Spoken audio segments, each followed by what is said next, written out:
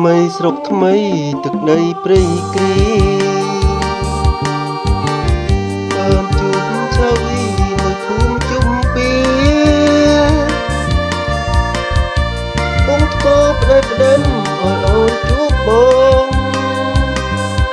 បងបោកដល់ដងបងហើយនឹងស្រី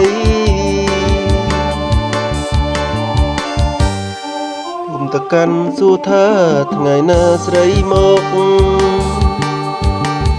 នឹកកើពិនលោកជាយូរច្រើនឆ្នាំ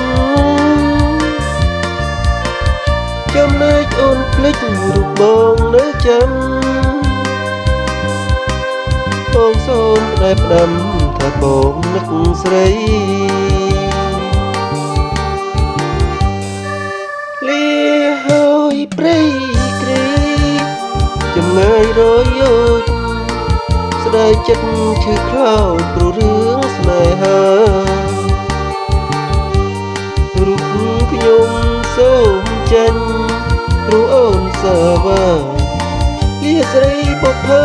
តិចមិនឆ្អែតឆ្អន់ព្រៃគ្រីជើងមានគេជួយថែមិននឹកបែបព្រោះអូនមានថ្មីបងខ្មាំងគេណាំងបងមិនស្រដីបងឃ្លាតពីស្រីឃ្លាតពីព្រៃគ្រីបាទបទចម្រៀងនេះសូមផ្ញើជូនអ្នកព្រៃគ្រីទាំងអស់គ្នាស្ដាប់ដូចតាមទៅបាទ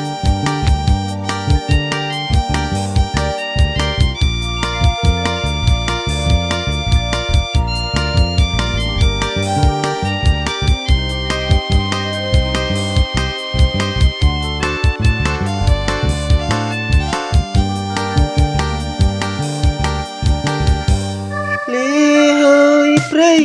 គ្រីចម្ងាយរយោជស្ដាយចិត្តឈឺខ្លោចព្រោះរឿងស្នេហា